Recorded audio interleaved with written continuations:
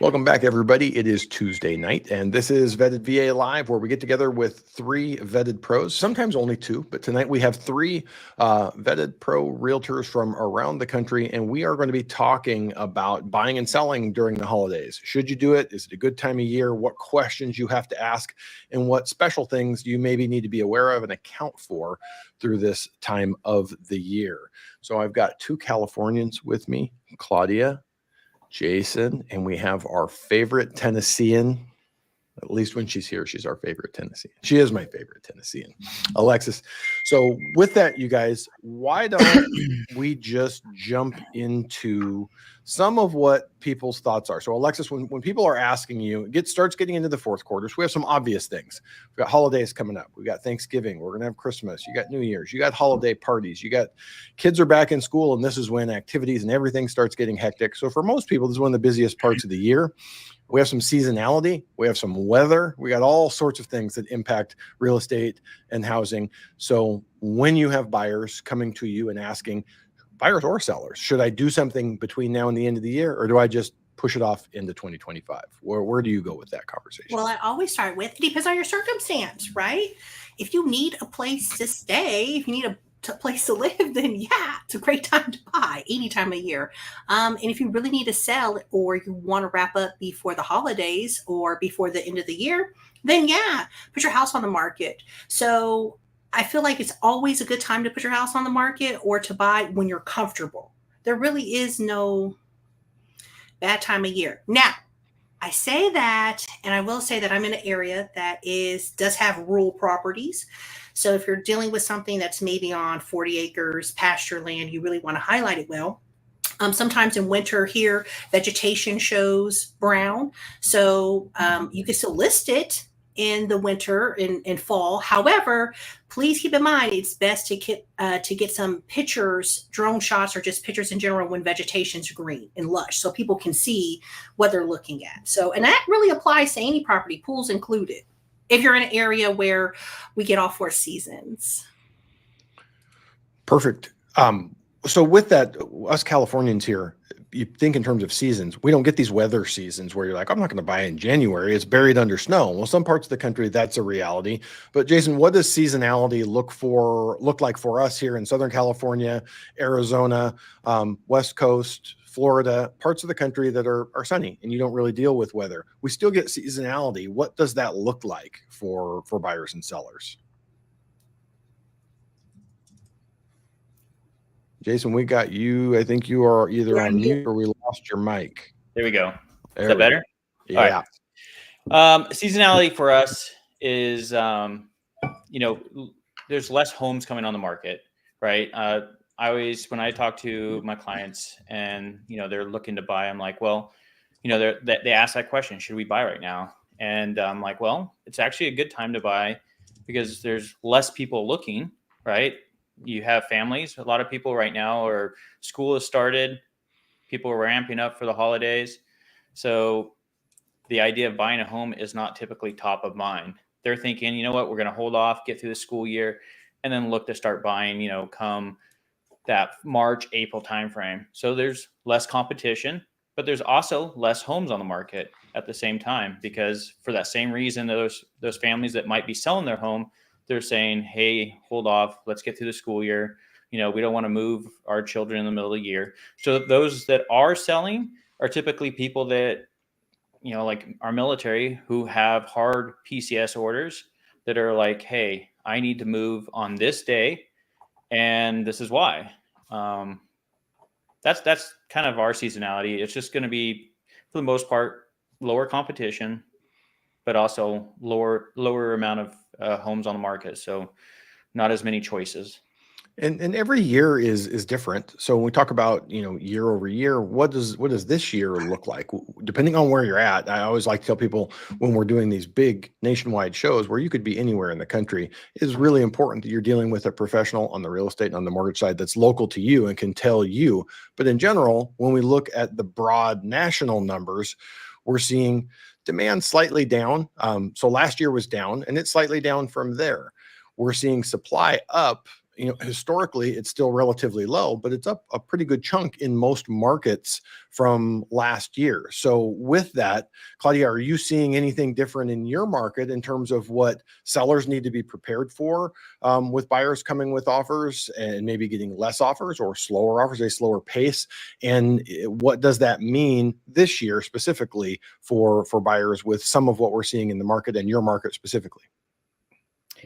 Great question. One of my local title reps actually was just in my office not too long ago, and he mentioned that there had been, I think, 60 closings for October, and we're an area of 1,200 to 1,500 agents. So that's really low for our area. But at the same time, as a buyer's agent, I'm seeing that those buyers that are in the entry level pricing, like under 400,000, even under 420,000, is very competitive. The homes that are priced higher in higher price ranges, those are sitting on the market a little bit longer. So I want to say it also depends on your price range that you're looking in, because if you're looking in under the average of the area, you're going to be competing with a lot of other buyers who can only afford to go up as high as your range. From the loan side, sometimes we get these questions of people saying, well, should I put it off? Is there any relative advantages to any time of the year? People want to talk about seasonality and interest rates. Generally, I've seen some articles that kind of walk through and talk and kind of show that rates will ebb and flow throughout the course of the year. But more importantly, the things that we're dealing with are things that are going on in the economy, going on nationally right now. So right now, in case you guys did not hear, we're going to have an election next week, and there's a couple of people running that can be a little bit polarizing. And we've now gone from last summer, everyone was convinced that Biden's losing his mind, so Trump is going to win. And then they replaced Biden with Kamala, and it was Kamala's going to win. And now everyone is worried that Trump is going to win. So we'll see. It actually looks like it's going to be very close. But that uncertainty from an interest rate perspective makes things a little bit worse. I get people asking all of the time, well, shouldn't I wait till after the election? I don't really know how much of an impact it makes for a buyer or seller. To Alexis's point, it's either the right time in your life to do this or not. And what's going to happen with that election is going to happen. Control what you can control. We don't really have impact over that. You're going to vote, you're going to do the right thing, and we're going to deal with it. But right now, one of the things in terms of interest rates, if you believe what the financial press is talking about, is that we have interest rates have gone up since we had a nice Fed cut, 50 basis point Fed cut over a month ago, but rates have gone almost straight line up since then. And some of that is reacting to this belief that there's going to be a red wave. So it's important to know that if you're voting, we should all kind of hope that one party at least gets split control between the House and the Senate, because that's kind of the big worry there for markets, is that one party or the other gets full control. They get the full checkbook and things go in that direction. So by next Tuesday, we should have next Wednesday, hopefully we have an idea of what that looks like and things start to settle down. So it's one less piece of uncertainty for the markets, for interest rates, and for anyone thinking of buying or selling a home. Alexis, are you getting much of that, of people thinking or worrying about how election results are going to impact them as a buyer or a seller? Yes, I am. And also in my part of the country, a lot of people are affected, like everywhere, by the economy too. I'm in Memphis, Tennessee. I'm not in LA or San Diego, right? San Francisco, New York City. We're federal minimum wage, okay? $7 and some change an hour here. So people just in general are concerned. However, I don't know. You will not wake up tomorrow. You know what I mean? I'm a firm believer in whether you're buying a car, you're getting married, you're buying a house, whatever you're doing that to you seems like a big decision. You just have to make sure that you feel good about it and not have any regrets yourself. Weigh it out, see if it's going to be the best for you. It's really truly a personal decision. So people are flipping out. I mean, some people are just they're worry warts. I can't help that, I've sold a few houses in the winter, and a lot of people, it's mostly because that was their goal for the year and they're trying to make it in before the new year starts. So they set a New Year's resolution in January and then they waited around until November to make it happen. Sometimes And they just Absolutely. want to start the year fresh. You know, I know a lot of people say PCS. The clients that I've worked with that have PCS have always been in the summer. So the winter buyers, those are just honestly mostly people who are trying to make that goal a reality. I'm actually busiest this time of year. The end of quarter four and quarter one are my strongest. So for the folks watching, that is December, January, and February. Busier than summer. And my clients are primarily military PCSing in and out of the base that's in this area. So I have clients that move here and are choose to kind of make this move specifically around the holidays because school's out. And you know how some of these school districts are. I mean, your kid can't miss school. Okay. So they're like, ready to call the cops on you, right?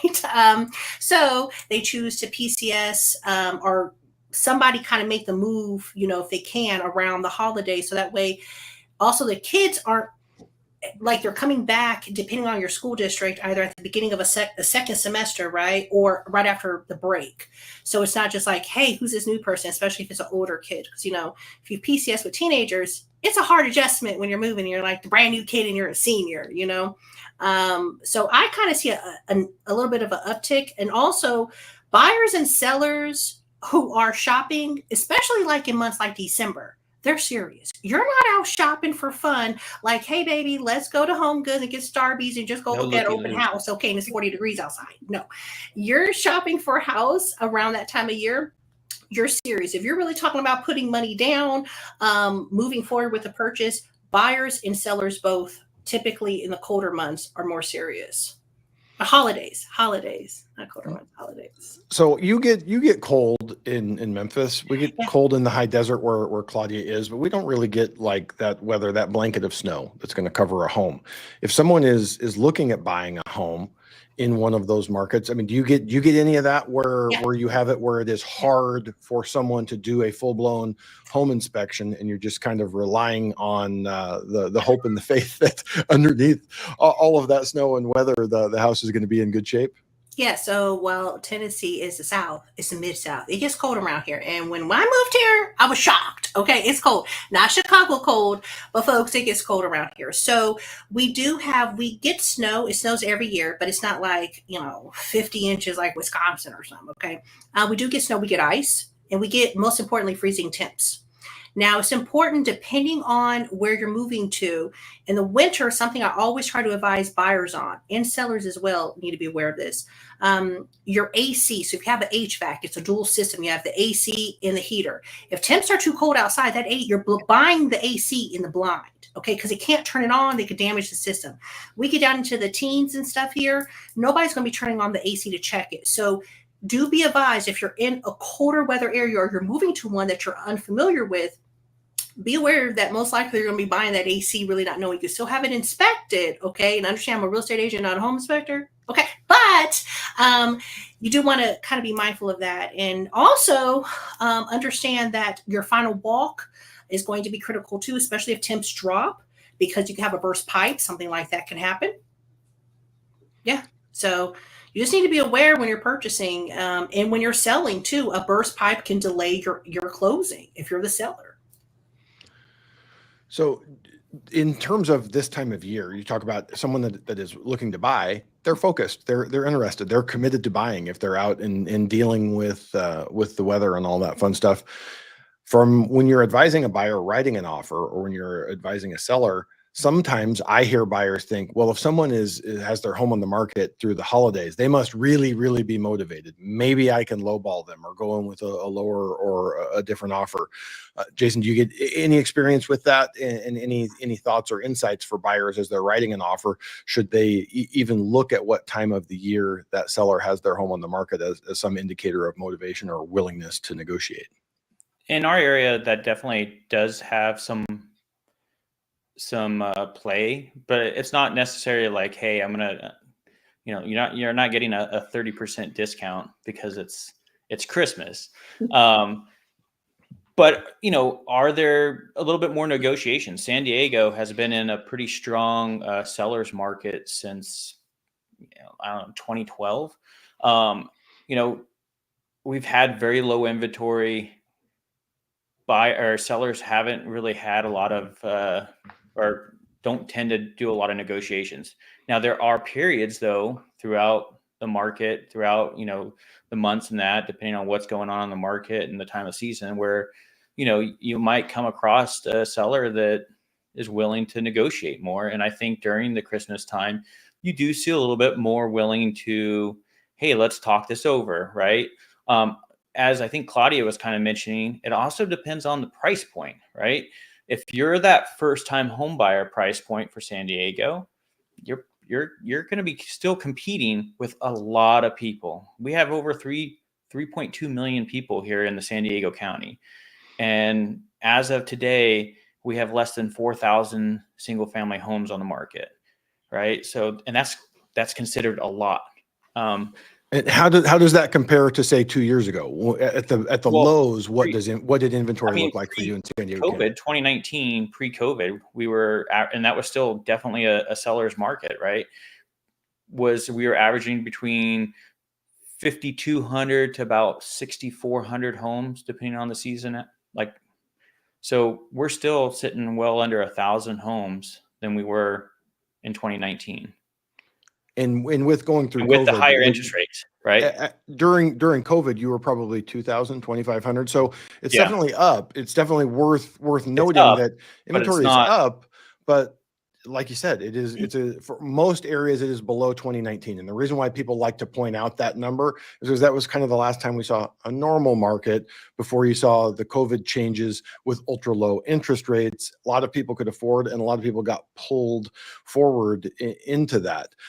Claudia, in your market, are you seeing something similar? Has inventory normalized in the high desert a little bit? And are we back to 2019 levels?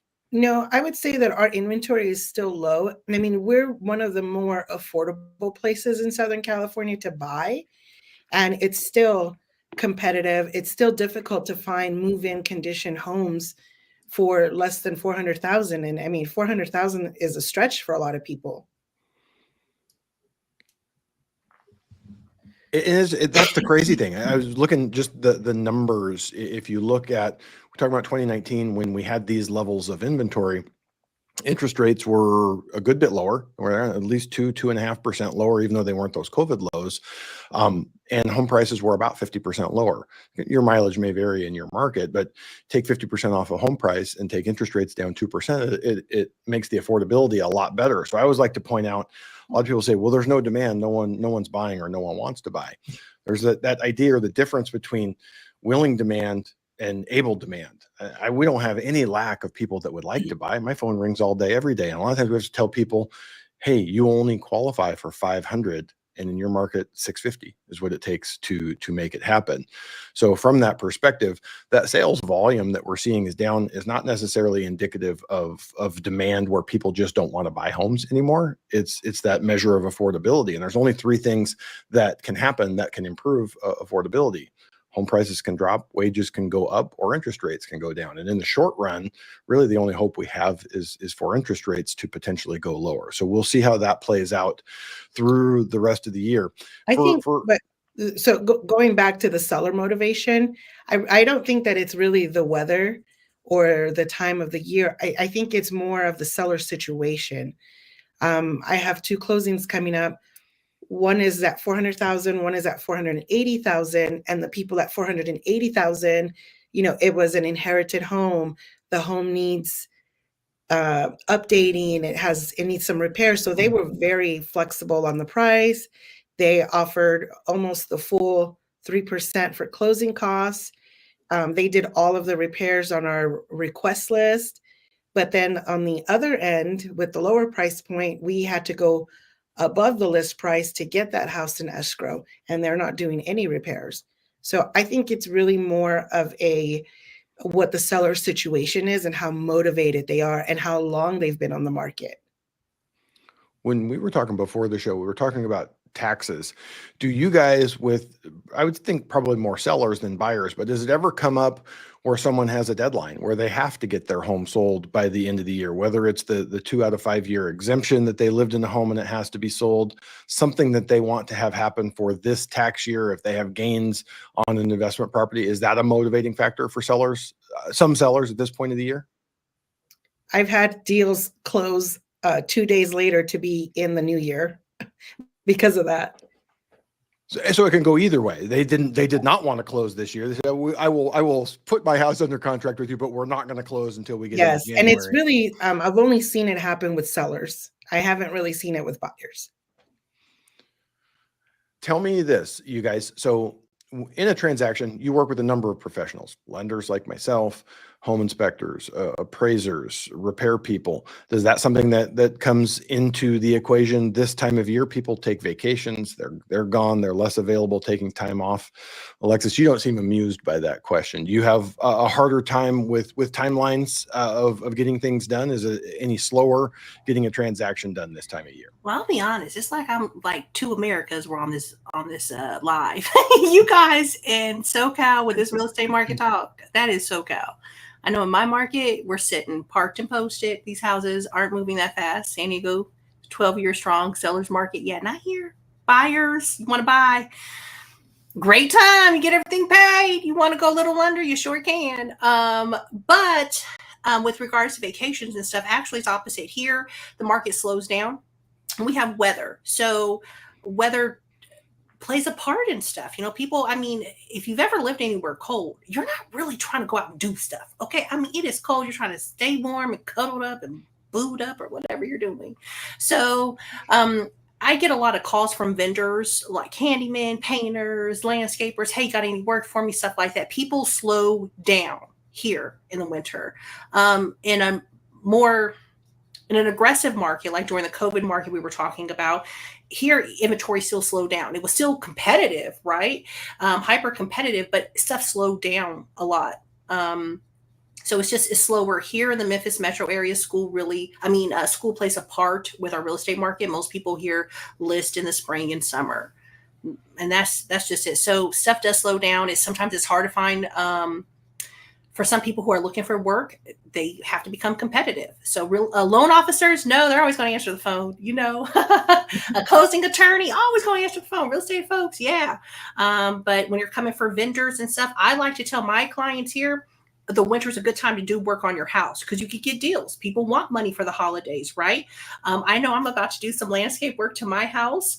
Typically people do this sort of stuff that we're about to do in the spring. Nah, I got a guy, you know, he's willing to take a steep discount. So yeah. In terms of that, how about someone who's out shopping for homes? People are busier through the holidays. So you have a buyer, they want to buy a home. And they're like, cool, here's the list of 4 homes that meet our criteria. We want to go and see them. Is it harder to schedule those showings with sellers who may be traveling out of town, any of that stuff? We got Alexis is saying no and Claudia is saying yes. Not for me. And again, it's a busier time for me. Usually sellers, if you're selling your house, you got a Christmas tree up in there with presents and kids. Okay. Other than Christmas Eve and Christmas Day, your house is available. You're trying to get that thing sold for whatever reason in life. You need to sell it. You're trying to get it sold. I feel it's easier to get in homes around the holidays versus the summer where somebody's like, well, I'm just going to put it on the market to see. Yeah, I got a pool. Let's see how fast it sells. You know, all right, you're not serious. That guy with the pool in the winter, he's ready. He's like, let's go. All right. What do you want us out? We'll be out drinking hot cocoa in the van on the corner. I think it depends on how well the listing agent has educated or prepared the seller to expect showings. And so, you know, sometimes there are sellers out there who might be hosting family for the holidays. And then you'll say, you know, what days don't work for you. And then you'll make sure that the other days are available. But it really just depends on what the agent and the seller agreed on. And then if there's access to the property. I mean, there's still sellers out there who want to be the ones providing the access and not have a lockbox. So it just depends on the seller. You know, from the real estate side, you guys, the timing and the scheduling is more with the seller, with the buyer. When is everyone available? What I like to tell people on the loan side about this time of year, we do have some interesting things. We have these holidays that we have days that may not count for your rescission. So whether you're looking at refinancing, you signed your docs, but we've got 2 extra days. So we got a holiday in the middle of that. your closing disclosure goes out on your purchase. You have to sign that 3 days before you can sign your loan docs. And again, these holidays get in the middle of that. One of the things that drives me bonkers every year, escrow and title people, they've got the good life, because every year I will make a call over to an escrow company at noon about 2 weeks before Christmas, and they all got to go home early to get prepared for their Christmas party. I think it's nice to have a Christmas party, but to get a whole half day off to prepare for the Christmas party is a little wild. But I hear that, see it all the time. So it's not to take shots at anyone, but it happens in real estate companies. It happens in mortgage companies also, where people do get these little half days. You have to account for those extra days. So much like Alexis was saying, from my end, I don't really ever see a slowdown until we get to January, because what happens is a lot of people didn't want to start that transaction in December, but a lot of people want to finish it up in December. So November, December ends up pretty busy.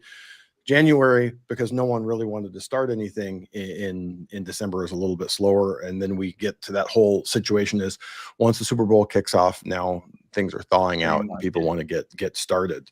So Jason, why don't you tell us a little bit about that? What do you see as a difference? I mean, some people are going to look at it going, I had my New Year's resolution. I want to get this done by the end of the year. Other people are like, I'm not doing anything till the end of the year. I just want to finish, hit my bonus, and get into the new year. What do you see as the difference between people that are focused on getting it done before the end of the year and sort of those more on top of it, New Year's resolutionaries that January 1, I'm buying a house, and they get serious and get started on it?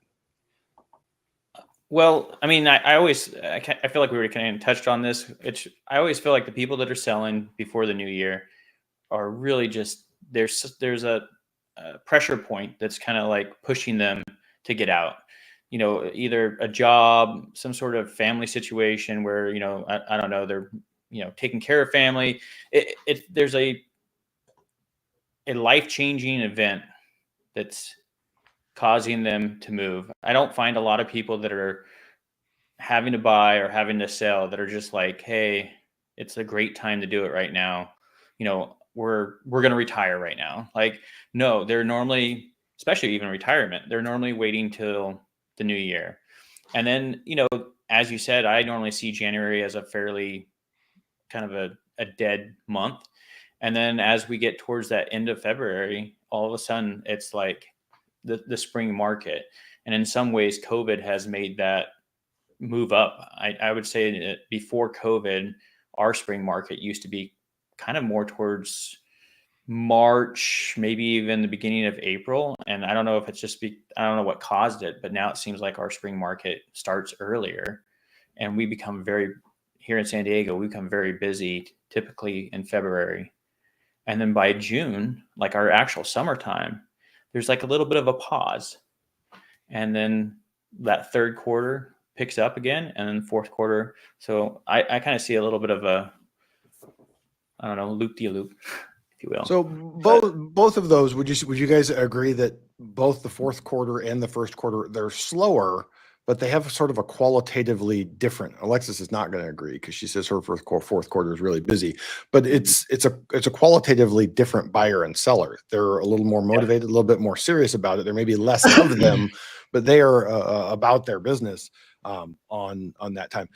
Claudia, did you have some thoughts there on sort of what that first quarter buyer looks like? A little bit different. Maybe they're waiting for tax return to come in. Maybe they're kicking off their new year with their resolution, and they are serious and they're going to do it now. But what are your thoughts on that? I think that a lot of people who maybe didn't get into escrow in December, they end up taking that last week off the home search, and then they pick up again. I don't want to say the first week of January, but towards maybe like the 7th, and then they pick up right where they left off. So they do kind of take a break in between. And, you know, a lot of people tend to go out of town for the holidays. So they're not here. They're not planning on doing any home search stuff. And they just call me when they come back into town. But I would say the motivated people are continuing the search.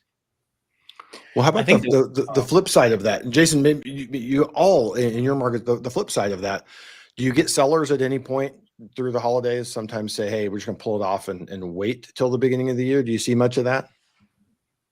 I have, where like it got listed kind of the August, September, even like October, kind of those 3 months, depending on the price point where it got listed, and it didn't just come. A lot of sellers are still in the mindset of the COVID market, where if a home sat on the market for longer than 7 days, either there's something wrong with it, or it's not being advertised well enough. They're immediately thinking that, hey, something's wrong, even though our average days on market, now that is a huge variety of price points in San Diego County. I mean, we span a huge spectrum.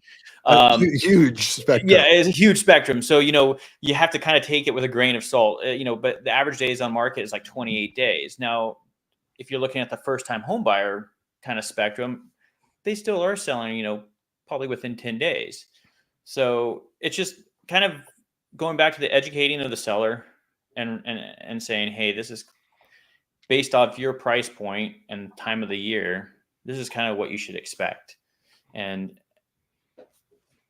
sometimes they want to shoot for the stars, and shooting for the stars and selling it for, top dollar when you're rolling into, a time where people are not looking as much and settling down for the holidays and school starting.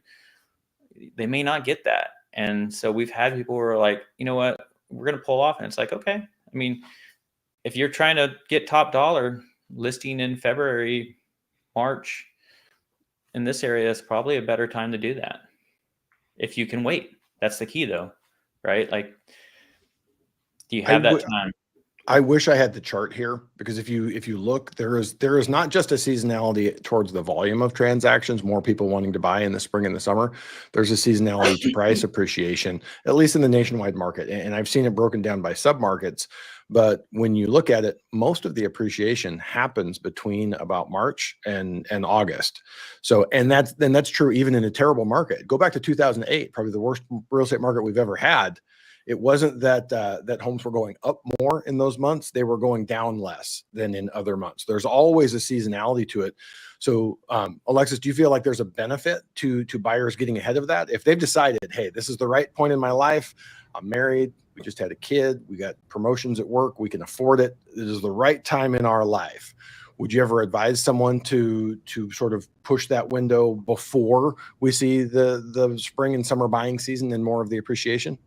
Yes, I do. And I say this because, again, in my market, stuff is sitting. I think across a lot of the southern states, places like Texas and stuff, a cream puff house is going to go multiple offers regardless of market, wherever it's located. The house that has it all. But yes, you can definitely get a little bit more bang for your buck. A house now, sometimes here in the colder areas, outdoor pools. If you're really wanting a swimming pool, probably not in the winter. It's harder. A lot of people don't sell here when, it's not really fun to look at a swimming pool, when it's 15 degrees outside, you know what I mean? So if you're wanting a pool, a home with a pool, then look for the spring and summer. But most houses, and sometimes homes with land, like I spoke about at the beginning of the live. But just a standard home, 3-bedroom, 2-bath, 4-bedroom, 3-bath, like that. Yes, it's a great time. And also in an area where homes, if you're currently considering shopping, you don't know if you should start now, or if your schedule allows, or later, ask your real estate agent how many days on market are homes sitting in your market area, right? Jason talked 28 days. If homes are sitting in your market area for 90 days, somebody right now's house has been sitting 90 days. They've already missed that summer. The summer market's already gone by. Those people are definitely trying to get those houses out of here before the holidays, before the end of the year. Like Claudia was talking about, sometimes people want to wait. So a deal can definitely be had depending on how many days on market, because those sellers that are sitting, not all of them, sometimes they just want to play around a little bit. But some of them, if everyone is sitting for a while, yes, you could get closing costs paid, a refrigerator, agent commission. That's not part of the conversation. It definitely needs to be part of the conversation, right? In a slower market, or when stuff is sitting, sellers are serious about selling. It'll be easier for you to get agent commission paid, less money out of your pocket potentially. So it's a great time. I don't know. I think any time's good as long as you're ready. But if homes are sitting, And one of the things that, that we saw when rates dipped, so we went basically July, August, first part of September, rates straight line down. We were 0.75% to 1% better. And we did see more buyers going, okay, now I can afford at 6.25 when I couldn't afford at 7.25 or 7.5, wherever we ended up at the peak last year. And right now we're seeing sort of the flip side of that. So we've all heard this advice out there: marry the house, date the rate. There's some terrible advice in there, but there is some truth to that.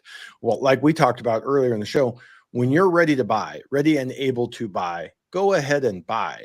So for those people that are not forcing the issue and saying, hey, I'm doing a 2-1 buy down and praying that in the next 24 months I get to refinance, then it can be a good time, because we've seen with the application data that the Mortgage Bankers Association puts out every week, it's rate sensitive. So there are more people applying for mortgages, more people buying, putting in offers on properties every time those rates dip. So if you're well qualified and you can bite the bullet and take a slightly higher interest rate, you're likely to have some less competition and the ability at some point in the future to refinance. The LA Times ran an article 3 or 4 months ago before we saw that nice drop down in interest rates. And they went through 3 or 4 terrible stories of home buyers who were told, buy, because your rates are coming down. You'll have the ability to refinance. And to that point, they hadn't. And all 3 or 4 of them were in a bad spot. So don't misconstrue what I'm saying. I'm saying if you are well qualified and you can afford the higher rates with no issue, there's probably going to be an opportunity to get lower, and you may have a benefit of having some less competition. So we talked about the weather that you have in Tennessee. One thing that we have not talked about that becomes seasonal here, we are about ready to head into wildfire season here in Southern California. And you look at it and you go, well, that's crazy. Why would that be an issue? Things dry out in the summer, but when we get our Santa Ana winds here in Southern California at this part of the year, you get these really bad wildfires. And I've had 2 to 3 transactions over the last 5-6 years have significant delays, because what happens is when they put out the federal disaster areas, they do it by the county level.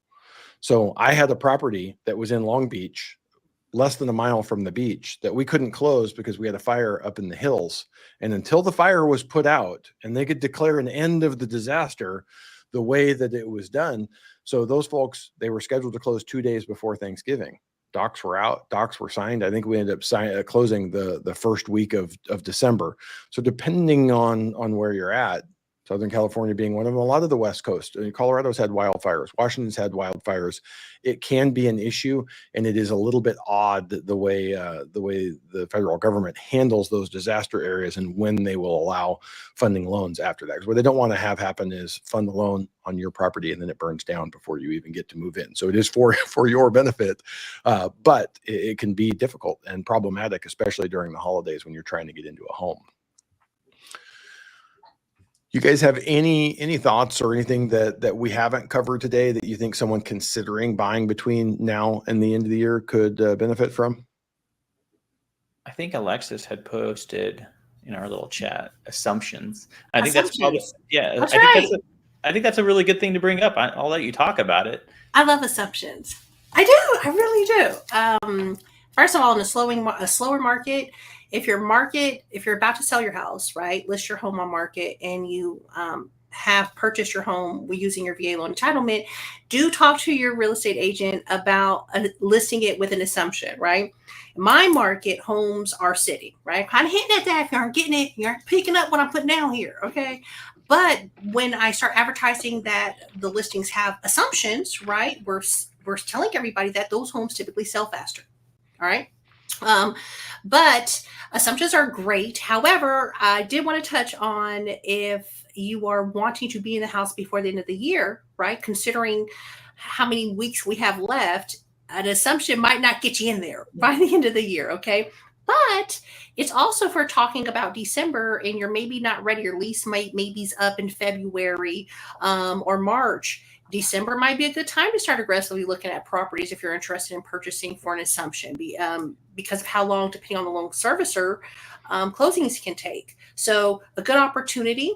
However, the flip side of that is if you are a seller, again, if you're trying to close before the end of the year, you have a deadline by January, whenever, then do talk to your loan servicer and your real estate agent about timelines on that, because you don't want to, be jammed up waiting to the end. But yeah, assumptions are great. You should do a live on assumptions, Josh. We have done one before, but it is a topic that continues to come up because rates remain elevated. When there's And loans my out team. there at 2.5%, 2.75%, 3.5%. So when you have a That's right. high VA loan from that era of 4%, and you're still a couple percent below where the market is at right now, and there's And a pretty sellers, big I'm going to value say in it. this: if you have a lot of equity in your house, right, your gap is like 100,000, 200,000. Look, don't think people don't have that money. Don't. I'm telling you, people, to get those 2% rates, those 3% rates, they're going to make it happen. People are pulling cash. I don't know where these people are getting this money, okay? But they're able to get the money. So even if you have a large equity gap and you're like, nobody's going to have 200, 300,000, you don't know. They sold their So- house in California. That's right. Or they just, they whatever. moved to Memphis. Hey, enough with the Memphis talk. All right. You know what else we should probably remind people is, if you're in escrow, to curb your holiday spending, so that it doesn't throw a wrench in your pre-approval or anything like that while you're buying. Holiday spending, and whether it's on a credit card, whether it was money that you had in the bank that's no longer in the bank, these have become issues. On the positive side, Claudia, I actually had one about 2.5 years ago that we're like, these people made decent money. They made, combined husband and wife, $12,000, $13,000 a month, and there was like two $10,000 deposits in their account. We're like, hey, what is that? Oh, my dad gives us each $10,000 a year for Christmas. And I said, I would like to be in your family. But if you are lucky and you're in one of those families where you get big Christmas gifts, just know that you may need to document that. Oftentimes we have to document Christmas bonuses, holiday bonuses, year-end bonuses. So those are good things. They can help you in buying a home, covering your closing costs. But there are some unique things there that happen towards the end of the year that may lead to a little bit of additional documentation. So anything that changes, anything out of the norm, just be aware that your lender is probably going to look for it and look at it. And in terms of that spending, understand that there is undisclosed debt monitoring going on. So don't think that, hey, my lender pulled my credit report last month, so we're going to be okay if I go and buy everyone the great Christmas present they want, or if I go to the Lexus dealer and buy a new car or any of that fun stuff. It will come up. I had a friend in the mortgage business 2 years ago that had a salesperson told their client on New Year's Eve that this is it. We have to make these sales, and it's going to be like $10,000 more if you come back tomorrow for these cars. And they bought 2 cars on New Year's Eve, and they did not get to close their purchase or their refinance because they no longer qualified for either one of them. So it is a real thing. Be aware of it.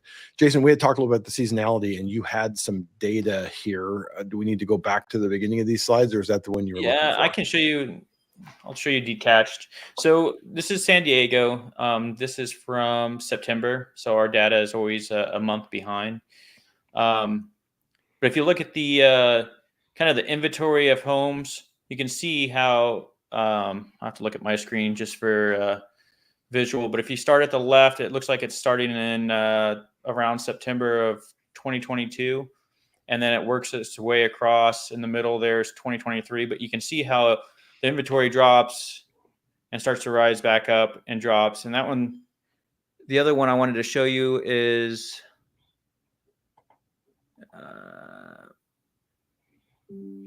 price of original price received. And if you look in the middle, you can see where in the middle of the summer, it's pretty high. It kind of drops down, goes back up. So you can see that even here in San Diego, with our competition and everything, there's still discounts, right? Because that's essentially what you're seeing here. As of September of last month, on average of San Diego County, people were receiving 97.9% of the original list price, which means, they're not getting what they're asking. The one that shows the best, though, seasonality is the actual listings by month. And as you can see this across several years, how it spikes up and then drops off. It spikes up and drops off over and over.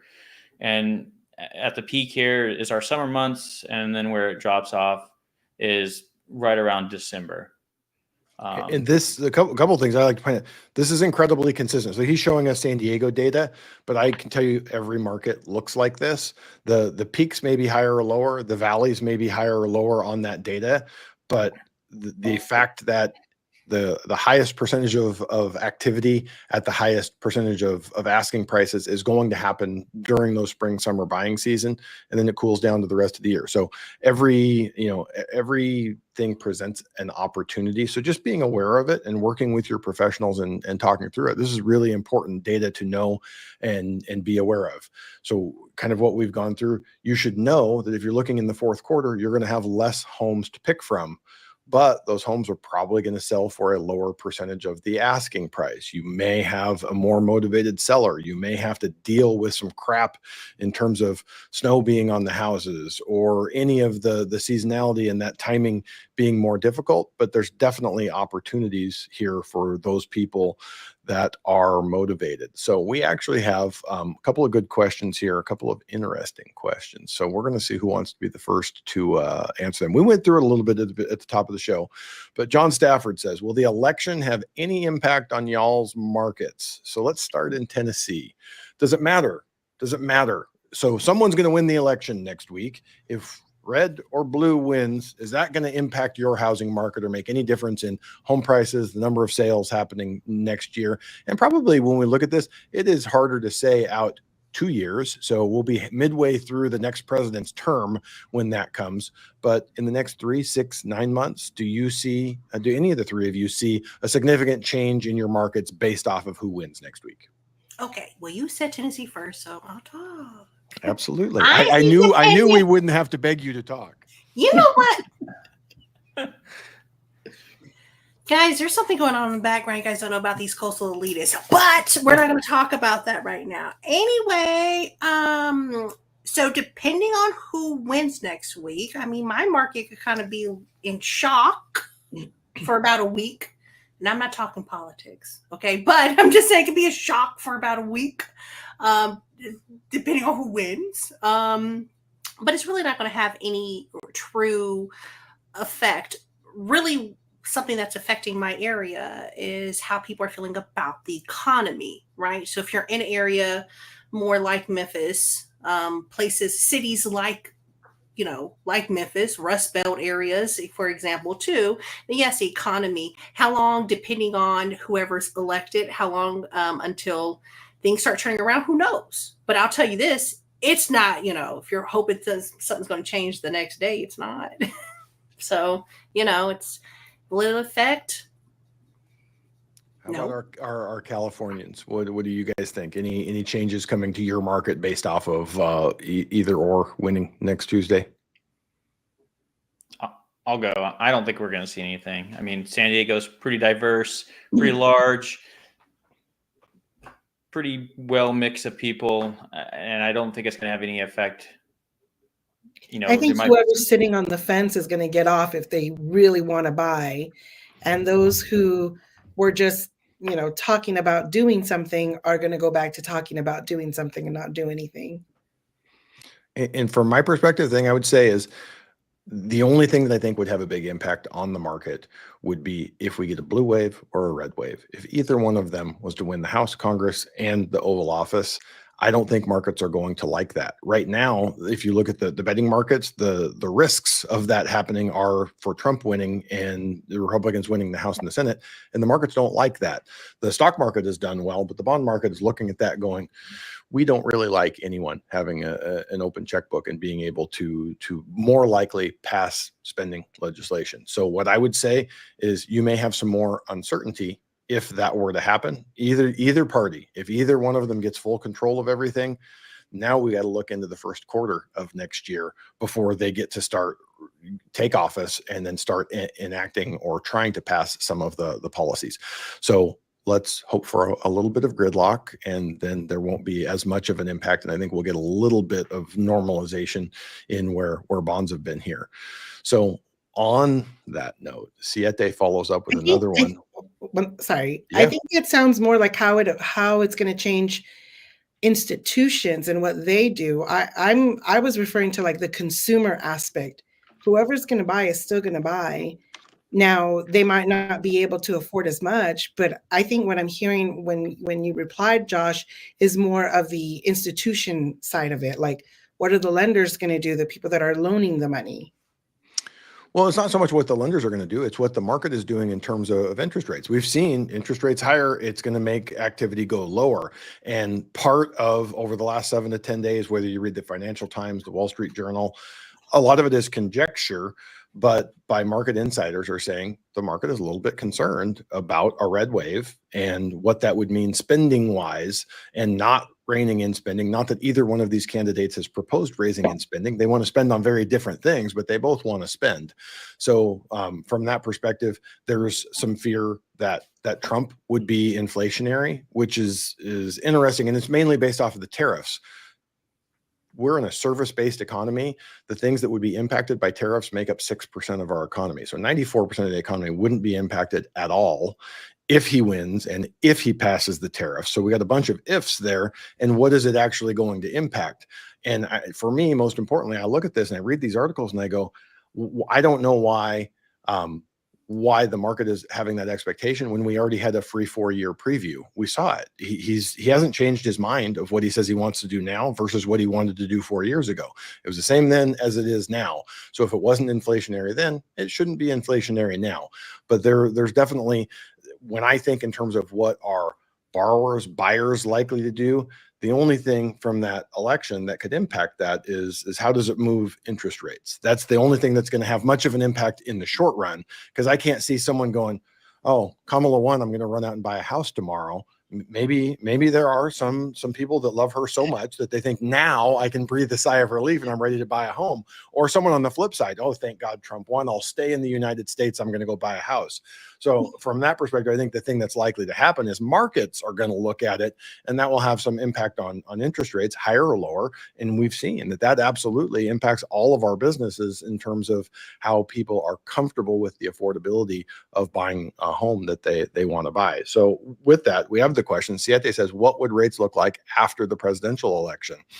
And the answer is kind of the same, because I think they're kind of wrapped up in that, is if we get certainty, meaning that we don't have one of these disputed elections that runs on for 2, 3, 4 weeks or worse, and we don't know, if we get certainty next Wednesday, and hopefully you have a little bit of a split Congress, and with that, I think the market will adjust and move forward fairly quickly. If something drags out really long or one side wins all three, you could see a negative reaction. So the good news is by this time next week, or close to this time next week, another day, 8 days, we'll have an idea of what that looks like, and no one needs to guess anymore of what that looks like. So you guys, we've been going for almost 53 minutes. We like to keep these at an hour. We've covered a lot. It's a big topic. I love that Jason was able to pull up that data and we could show you guys a little bit of what that seasonality looks like and whether you can use that to your benefit between now and the end of the year. But before we wrap it up, I'm going to start with Claudia. I'm not going to start in Tennessee this time. I'm going to let Claudia go first with final thoughts on year-end buying at the beginning of next year, New Year's resolutions. What do you think anyone watching tonight would benefit with knowing? I think if you're a seller and you're deciding whether or not to list right now or wait until after the holidays, I would just say, everybody's going to list after the holidays. Get ahead of your competition and do it now, and be realistic with your pricing, be aggressive with your pricing so that you can start the new year in escrow. And with the buyer side, I would recommend, negotiating with your agent on their compensation, negotiating with the seller for closing costs and repairs and anything else that you need help with. So this is the time to get all of those things paid for. Perfect. Jason, what are your thoughts? I would say pretty similar to Claudia's. If you're a buyer and you're kind of like, hey, I'm on the fence, I'm waiting for the election for whatever reason, I'd say you should be buying now. Like, get out there, start looking. Competition's lower. If you buy something that you can afford, right? Like where your payment's comfortable, But if you're using your VA loan, realize that if rates do drop in 6 months, a year, whatever, you do have that EARL. You have that capability of going down to whatever that rate might be at that time.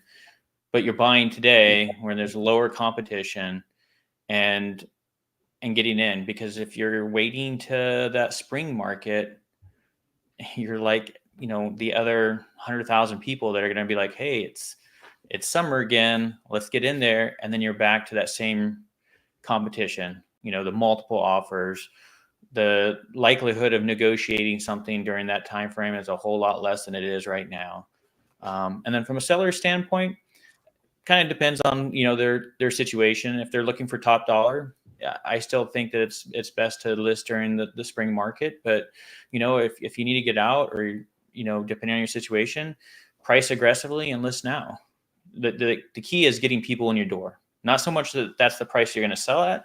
It's to get them in the door, to see your place, and then you start your negotiations. Perfect. Alexis, final thoughts?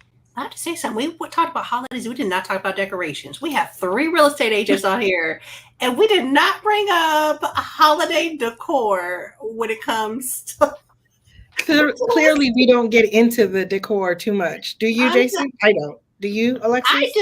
I do when it comes to my own house, or for for your own house. Selling it? Oh, okay, yeah. no, I'm talking about for listings. Okay, when you're selling your house.